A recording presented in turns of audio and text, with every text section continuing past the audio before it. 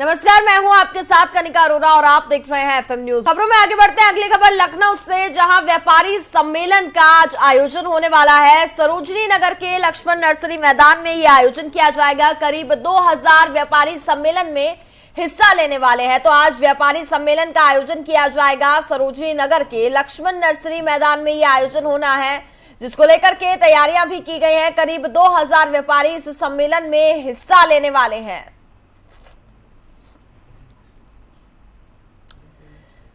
लखनऊ में आज ये व्यापारी सम्मेलन का आयोजन किया जाना है। इससे पहले भी बात करें तो लगातार व्यापारी सम्मेलन होते हुए नजर आ रहे हैं। सरोजनी नगर के लक्ष्मण नर्सरी मैदान में यह आयोजन होगा। इसमें करीब 2000 व्यापारी सम्मेलन जो है, इस व्यापारी सम्मेलन में हिस्सा लेंगे।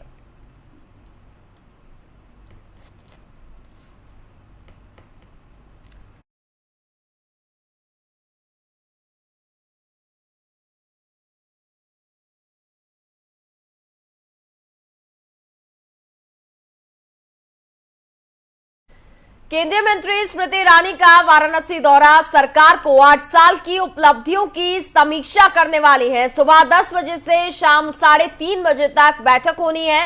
लालपुर के दीनदयाल हस्तकला संकुल में यह बैठक होने वाली है। विभिन्न योजनाओं के लाभार्थियों के साथ संवाद किया जाएगा। दोपहर 3:30 बजे लाभार्थियों के साथ स्मृति ईरानी संवाद करेंगी। कमिश्नरी सभागार में लाभार्थियों के साथ स्मृति ईरानी संवाद करने वाली है। तो बड़ी खबर आप तक पहुंचा रहे हैं, जहां विभिन्न योजनाओं के लाभार्थियों के साथ आज स्मृति ईरानी संवाद करने वाली हैं। दोपहर करीब 3:30 बजे लाभार्थियों के साथ स्मृति ईरानी का संवाद है, जिस दौरान वे कई बातचीत उनसे जानने की कोशिश करेंगी। कमिश्नरी सभागार में लाभार्थियों के साथ स्मृति ईरानी आज संवाद करने वाली है। तो उत्तर प्रदेश से ये बड़ी जानकारी आप तक पहुंचा रहे हैं, जहां वाराणसी में आज केंद्रीय मंत्री स्मृति ईरानी मौजूद रहेंगी। इस दौरान वे कई कार्यक्रमों में शिरकत करने वाली हैं। सरकार की 8 साल की उपलब्धियों की भी समीक्षा करेंगी। उनकी उपलब्धियां जो है वो भी गिनाएंगी। और सुबह 10 बजे से, यानी कि अब से थोड़ी देर बाद, शाम 3:30 बजे तक ये बैठक होनी है।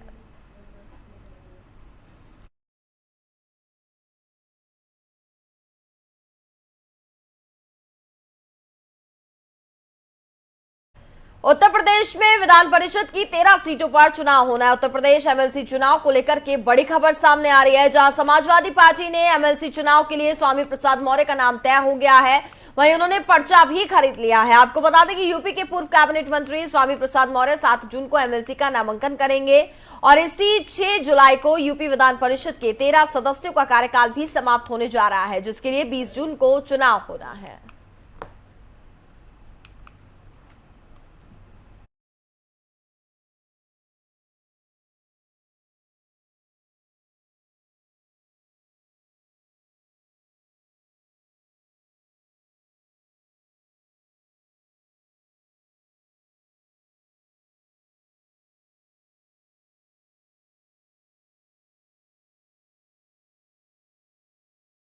इस खबर पर हमारे साथ ज्यादा बातचीत करेंगे हमारे संवाददाता नीरज श्रीवास्तव। नीरज, एक बार अगर बात करें तो फिर से पार्टी ने भरोसा जताया स्वामी प्रसाद मौर्य पर। क्या कुछ अपडेट है इस पूरे मामले पर जो अभी आपको मिल पा रहा है? जी, मैं आपको बताना चाहेंगे कनका जी कि स्वामी प्रसाद मौर्य जब से बीजेपी छोड़ के समाजवादी का दामन थामा है, समाजवादी पार्टी लगातार उन पर विश्वास दिखाती आ रही है। विधानसभा चुनाव में उनकी हार हुई थी, लेकिन फिर भी समाजवादी पार्टी ने स्वामी प्रसाद मौर्य पे एक बार फिर विश्वास जताया है। उनको विधान परिषद से भेजने की तैयारी में है, जिसके अंतर्गत वो 7 तारीख को स्वामी प्रसाद मौर्य विधान परिषद के लिए नामांकन करेंगे। तो कहीं न कहीं सपा सुप्रीमो अखिलेश यादव ने स्वामी प्रसाद मौर्य के ऊपर एक बार फिर बहुत बड़ा विश्वास जताया है। जी बिल्कुल नीरज, बहुत बहुत शुक्रिया तमाम जानकारी के लिए।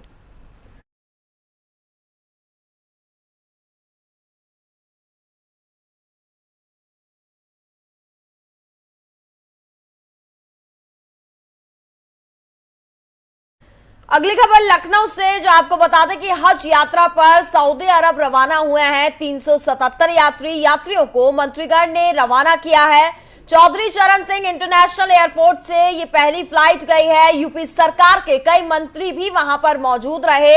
रवानगी के वक्त उत्तर प्रदेश के कई मुख्यमंत्री वहां पर शामिल रहे और साथ ही हज कमेटी के अध्यक्ष मोहसिन रजा भी वहां पर मौजूद रहे। आज से 15 जून तक लगातार फ्लाइट जो है वो रवाना होगी। लखनऊ से कुल 4,901 हज यात्री जो है वो जाएंगे। फिलहाल 377 यात्री आज बताया जा रहा है कि रवाना हो चुके हैं। यूपी के बाकी हज यात्री दिल्ली से रवाना होंगे। देश में सबसे ज्यादा यूपी से जाएंगे हज यात्री। तो बड़ी खबर आप तक पहुंचा रहे हैं, जहां लखनऊ से बताया जा रहा है कि कुल 4,901 हज यात्री जो है वो रवाना होंगे। लेकिन फिलहाल 377 यात्री आज हज यात्रा के लिए रवाना हो चुके हैं। और कोविड काल के बाद अगर हम बात करें तो आज से एक बार फिर से इसकी शुरुआत हो रही है और लोग काफी ज्यादा उत्साहित भी नजर आ रहे हैं। तो हज यात्रा पर सऊदी अरब 377 यात्री जो हैं वो फिलहाल रवाना हो चुके हैं। यात्रियों को मंत्रीगण ने रवाना किया है। उत्तर प्रदेश के कई मंत्री वहां पर मौजूद रहे। रवानगी के वक्त वो वहां पर शामिल रहे। चौधरी चरण सिंह इंटरनेशनल एयरपोर्ट से ये पहली फ्लाइट सऊदी अरब के लिए रवाना हो चुकी है। मोहसिन रजा को आप तस्वीरों में देख पा रहे हैं, वहां पर मौजूद रहे और इसके साथ ही तमाम यात्री जो हैं उनको रवाना किया गया। तो फिलहाल हज के लिए सभी यात्री निकल चुके हैं। चौधरी चरण सिंह इंटरनेशनल एयरपोर्ट से पहली फ्लाइट रवाना हो चुकी है। तमाम व्यवस्थाएं जो हैं वो भी की गई हैं। इसके साथ ही बाकी के जो भी यात्री हैं वे दिल्ली से हज के लिए रवाना होंगे।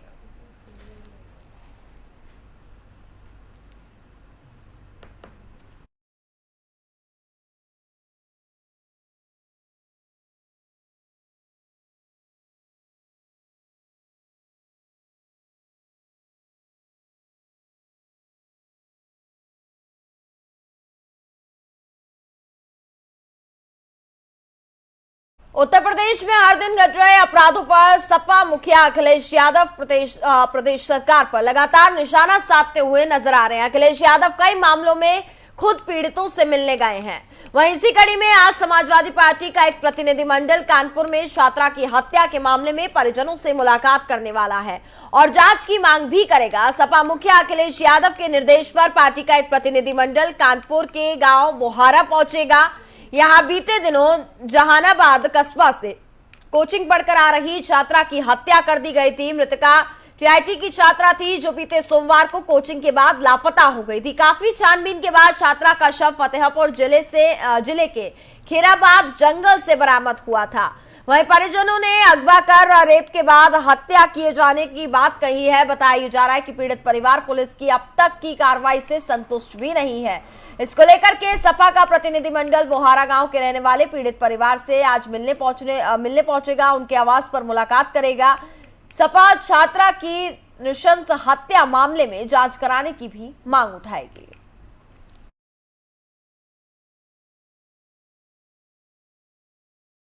उत्तर प्रदेश में लगातार जो घटनाएं हैं बढ़ती जा रही हैं, इसको लेकर के विपक्ष जो है वो लगातार सरकार पर काफी ज्यादा हमलावर है। आज बताया जा रहा है कि समाजवादी पार्टी का प्रतिनिधिमंडल जो है वो पीड़ित परिवार से मुलाकात करने वाला है। वे कानपुर रवाना होंगे आज और वहां पर जो मामला सामने आया था, कोचिंग पढ़कर आ रही छात्रा के साथ बताया जा रहा है उसको अगवा किया गया, फिर उसकी हत्या कर दी गई है। हालांकि परिजन ये आरोप लगाते हुए नजर आ रहे हैं कि बच्ची को पहले अगवा किया गया, फिर उसके साथ रेप किया गया और उसके बाद उसकी हत्या कर दी गई है। और जानकारी ये भी मिल पा रही है कि परिवार वाले अभी तक पुलिस की जो भी कार्रवाई की गई है उससे संतुष्ट नजर नहीं आ रही है, जिसके चलते सपा का एक प्रतिनिधिमंडल आज कानपुर रवाना होगा और पीड़ित परिवार वालों से वह मुलाकात करने वाला है। और इसके साथ ही सरकार पर तमाम सवाल भी खड़े करते हुए समाजवादी पार्टी लगातार नजर आ रही है, क्योंकि उत्तर प्रदेश में जो घटनाएं हैं वो काफी लंबे समय से घटती आ रही हैं और इस पर अंकुश जो है वो नहीं लग पा रहा है। जहां एक और महिला सुरक्षा की बात की जा रही है, लेकिन इस तरीके की घटनाएं जो है वो आज भी घटती हैं और इसको लेकर के विपक्ष लगातार सरकार पर हमलावर है।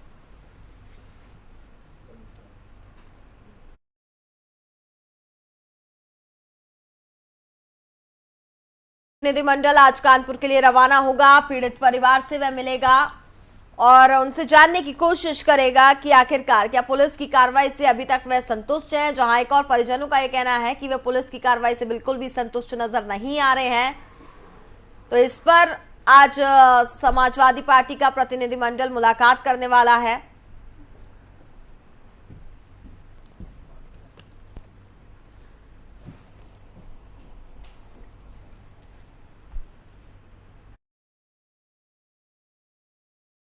और हमारे साथ ज्यादा बातचीत करेंगे समाजवादी पार्टी के प्रवक्ता हैं कृति निधि पांडे। कृति जी, सबसे पहले मैं आपसे जानना चाहूंगी कि आज जैसा कि जानकारी मिल पा रही है, समाजवादी पार्टी के एक प्रतिनिधिमंडल कानपुर के लिए रवाना होगा और पीड़ित परिवार वालों से वह मुलाकात करने वाला है। क्या कुछ जानकारी है आपके पास फिलहाल इससे रिलेटेड?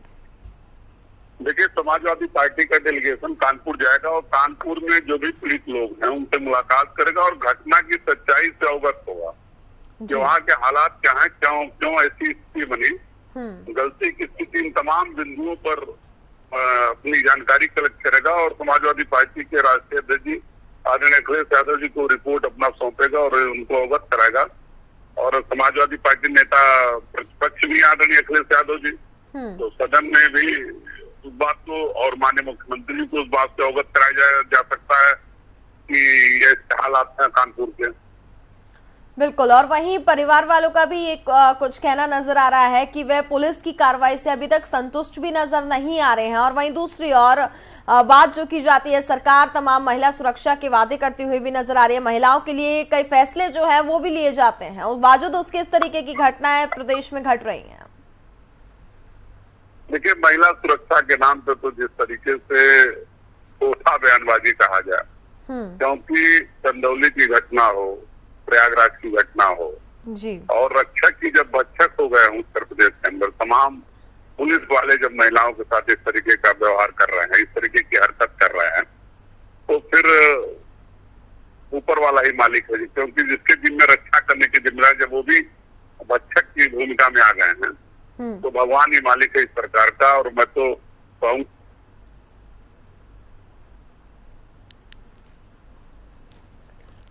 बिल्कुल, फिलहाल कीर्ति जी से अब संपर्क नहीं हो पा रहा है, लेकिन फिलहाल बहुत बहुत शुक्रिया उनका हमारे साथ जुड़ने के लिए। जहां एक और मैंने आपको बताया कि समाजवादी पार्टी का प्रतिनिधिमंडल आज पीड़ित परिवार से मुलाकात करने पहुंचने वाला है और बताया जा रहा है कि विपक्ष के तौर पर जिस तरीके से सरकार की तमाम कमियां जो हैं उसको गिनाएंगे और इसके साथ ही पुलिस की कार्रवाई से परिवार वाले अभी तक संतुष्ट नहीं हैं, तो इसको लेकर के भी वो जानने की कोशिश करेंगे कि अभी तक इस पूरे मामले पर पुलिस ने क्या कुछ कार्रवाई की।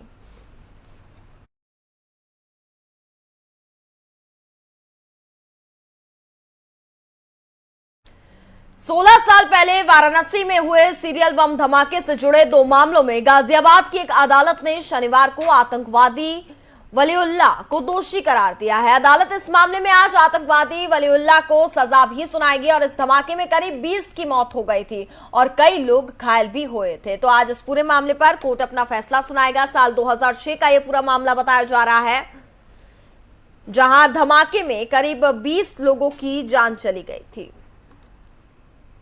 वाराणसी सीरियल ब्लास्ट केस में दोषी है वलीउल्लाह।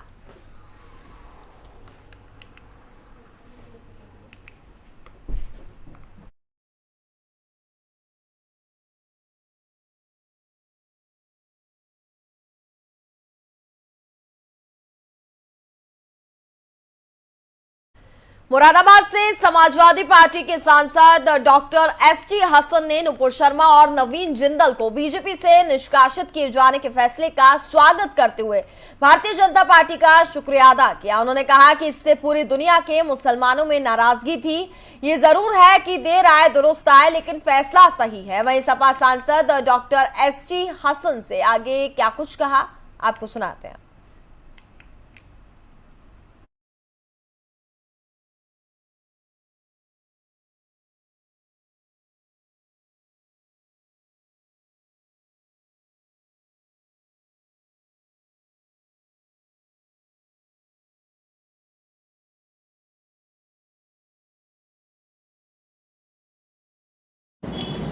देखिए, हम उनके इस फैसले को अच्छा समझते हैं और इस फैसले का हम स्वागत करते हैं। ये ज़रूर है कि देर आए दुरुस्त आए।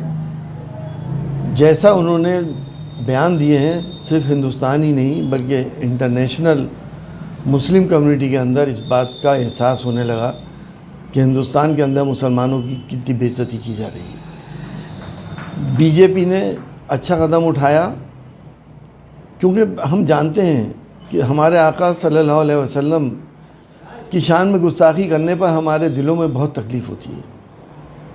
हिंदुस्तान की दूसरी बड़ी आबादी की बहुत ज़बरदस्त दिल आज़ारी हो रही थी और सिर्फ मैं ही नहीं बल्कि तमाम मुसलमान अपने रसूल सल्लल्लाहु अलैहि वसल्लम की खातिर अपनी जान तक कुर्बान कर सकते हैं।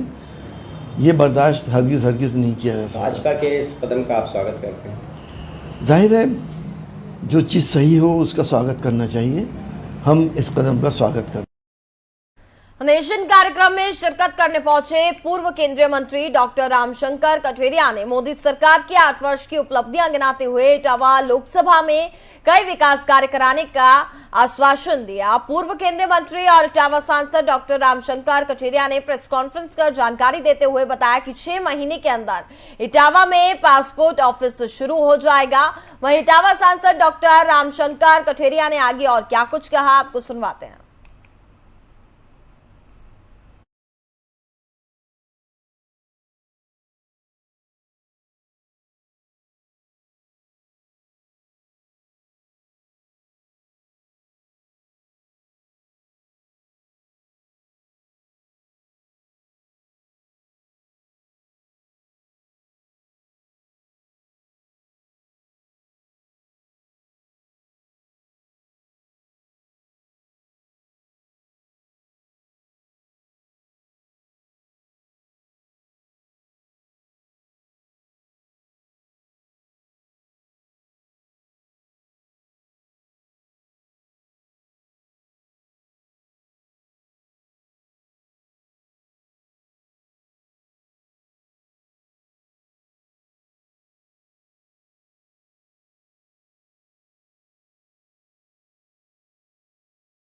के माननीय हमारे देश के यशस्वी प्रधानमंत्री आदरणीय नरेंद्र भाई मोदी जी के नेतृत्व में भारत के सरकार के 8 वर्ष पूरे हुए हैं। इन 8 वर्षों में हिंदुस्तान का दुनिया में मान सम्मान स्वाभिमान बड़ी तेजी के साथ शिखर पर पहुंचा है। जहां तक हिंदुस्तान के आम आदमी की बात है तो आम आदमी की बुनियादी आवश्यकताओं की दिशा में भी भारत सरकार ने, मैं कह सकता हूं कि आज़ाद भारत के इन 8 वर्षों में जितना काम हुआ है उतना पहले कभी काम नहीं हुआ है।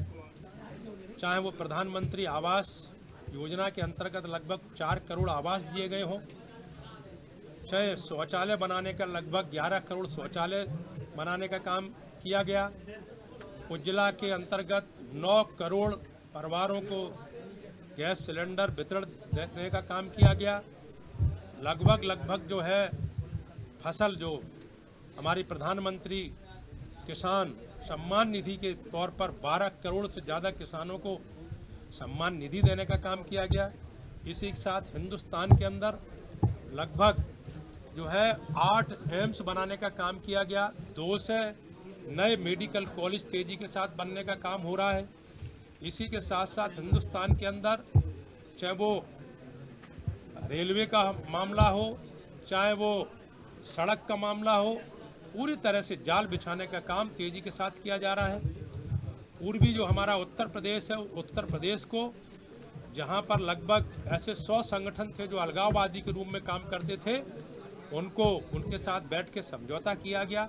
तो पूरा आज हमारा नॉर्थ ईस्ट डेवलप हो रहा है तेजी के साथ, वहाँ सड़कें बन रही हैं, रेल लाइनें